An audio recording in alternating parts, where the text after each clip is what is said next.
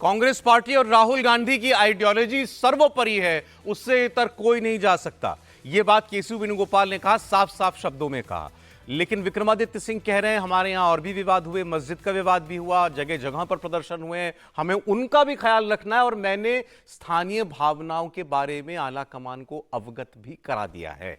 तो एक किस्म से वो अपने जो वहां की जरूरतें हैं उस पर कायम भी हैं, लेकिन फिर भाई सब लोग नौकरी कर रहे हैं, वो भी कर रहे हैं, तो वो कैसे अपने पार्टी हाईकमान को डिफाई कर सकते हैं या उससे अलग कैसे जा सकते हैं। तो उनको फिर ये भी कहना पड़ा कि सब लोगों का स्वागत है, लेकिन जानते वो भी हैं कि वहां पर जो हिमाचल प्रदेश में हो रहा है उसकी असलियत क्या है। अब इस पूरे विवाद को और इसके बाद जिस तरीके से तलब किया गया विक्रमादित्य सिंह को, और अभी जो आपने बयान सुने, एक लाइन में अगर इनको कहा जाए अवधेश जी, तो क्या गलत होगा? हमें मुस्लिम समाज किसी बात से आहत हो, नाराज हो, ऐसा कोई काम नहीं करना है। नहीं, इतना तो नहीं है। इतना हो जाए तो बहुत ही अच्छा है, इसमें तो कोई समस्या नहीं है।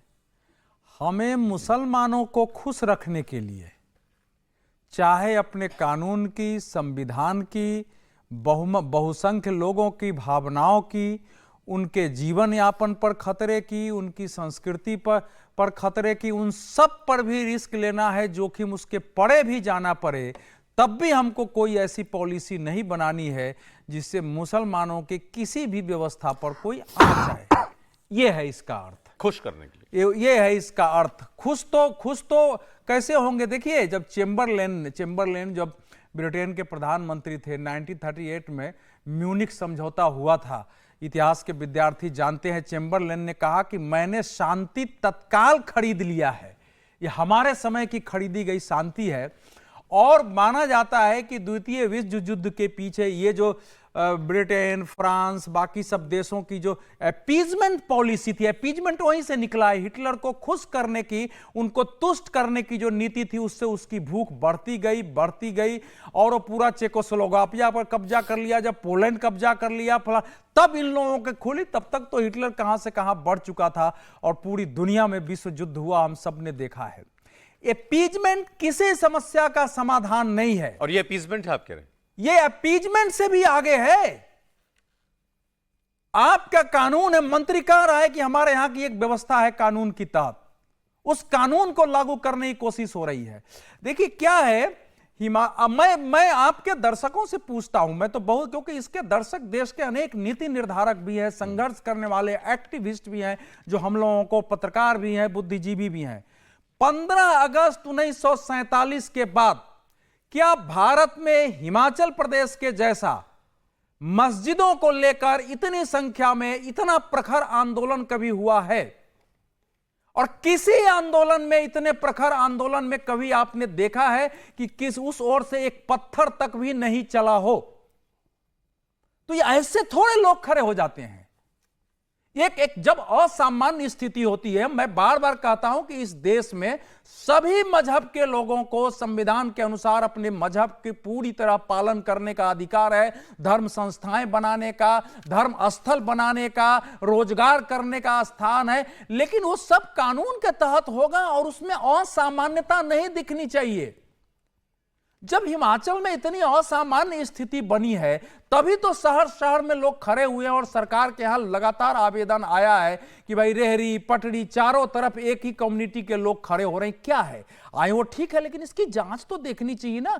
कि दिल्ली के, आप नोएडा के किसी मार्केट में जब हम जाते हैं फल खरीदने और हम देखते हैं कि एक ही कम्युनिटी की इतनी बड़ी संख्या है, कहीं टैक्सी लेते हैं तो इतनी बड़ी संख्या है, तो ये तो होता है कि भाई ये असामान्य क्यों हो रहा है। कांग्रेस के अपने इकोसिस्टम में जब इसका विवाद बढ़ा, निंदा जो हुई, जिससे कांग्रेस पार्टी को ये सब कुछ करना पड़ा, अपने मंत्री को तलब करना पड़ा, वो था नाम लिखने का आदेश। वही तो, क्या आप नाम लिखेंगे बाहर? ये देखिए, ये एक किसी भी एक चीज जो सामने दिख रहा है ना, उसके पीछे सब चीजें जुड़ा हुआ है। जब उन्होंने विक्रमादित्य सिंह का जो बयान था, विक्रमादित्य सिंह का नहीं, दूसरे भी एमएलए हैं, उनका बयान था, वहां विधानसभा में चर्चा हुई है, वहां विधानसभा अध्यक्ष ने कमेटी भी बनाया हुआ है, वो कमेटी की अभी रिपोर्ट आनी बाकी है, लेकिन माहौल ऐसा बन गया कि आदेश निकालना पड़ा। देखिए, सेंटर इस समय की केंद्रीय कांग्रेस जो है उसका तो स्पष्ट है, राहुल गांधी जी के नेतृत्व में, उसके परे वो जो कुछ भी कर रहे हैं वो हमारे आपके सामने है।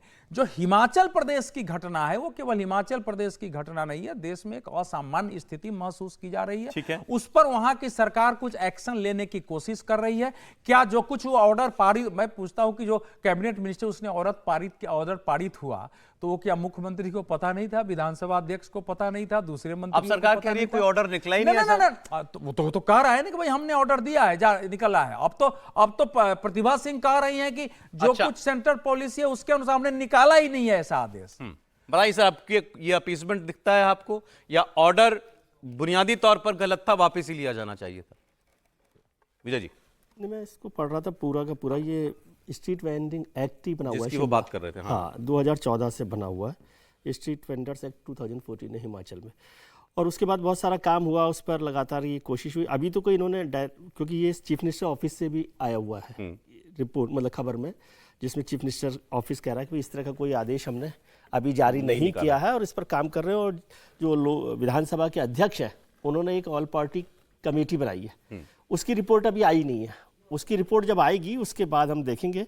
और एक और बात उन्होंने कही कि ये मसला जो है हेल्थ मिनिस्ट्री का है, वेंडर्स वाला जो है, कि भाई क्या हाइजीन को लेकर मसला है, क्या परेशानी है, ये सारा जिक्र उन्होंने किया है। ये तो इसका मसला है, क्या गलत है सही है तो अलग बात है।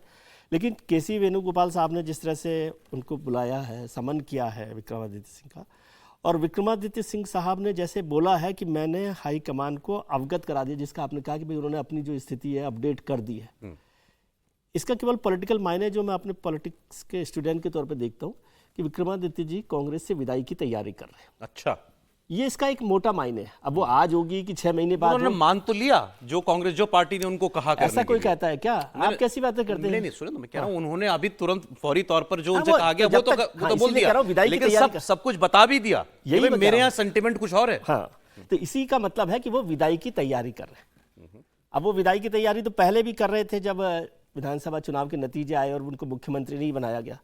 लेकिन हो सकता है कि उस समय स्वागत के लिए मालाएं कम पड़ी हो तो नहीं जा पाए हों। अब मालाएं तैयार हो गई हो तो वो जाने की तैयारी कर रहे हैं। ये तो इसका पॉलिटिकल मायने है। नहीं, ये तो आपने मुझे बताया विक्रमादित्य सिंह की पॉलिटिक्स। हाँ। अब मैं इसमें कांग्रेस की पॉलिटिक्स समझना चाह रहा हूं, वो क्या, जिसको उन्होंने कहा खुलकर तुष्टीकरण मुसलमानों का। कांग्रेस की पॉलिटिक्स में इसमें कुछ खुलकर और बिना खुले कुछ है ही नहीं। उनका तो हमेशा स्टैंड है ये इस तरह का कि भाई माइनॉरिटी को लेकर उनका एक सॉफ्ट स्टैंड है और उस पर काम करना चाहिए, तो वो कर रहे हैं। और ये बात उन्होंने जाकर उनको विक्रमादित्य साहब को बुलाकर भी ये कह दी। इसमें कोई नया स्टैंड कांग्रेस का आया हो मुझे ऐसा नहीं लग रहा। या लेकिन ज्यादा एपरेंट ऐसा भी नहीं लगा आपको? नहीं, एपरेंट आपको ऐसा लगता हो कि घटना की वजह से लगता हो, लेकिन बाकी कोई बड़ा बदलाव मुझे उसकी पॉलिसी में नहीं दिख रहा। लेकिन मुद्दा यह है कि आप जो बात आपको याद हो, मैंने पहले कहा था कि जब संजौली की मस्जिद का विवाद आया था तब मैंने कहा था कि ये डिजाइन है, ये केवल मस्जिद का इशू नहीं है। ठीक है, तो वो भी उसको भी चर्चा करनी चाहिए। कांग्रेस का स्टैंड जो है और माइनॉरिटी के साथ उनका अपीजमेंट, खुश रखना, ये तो मतलब अपेरेंट है। इसमें कोई ये कहे कि नहीं वो नहीं जाते तो इसका कोई मायने नहीं है।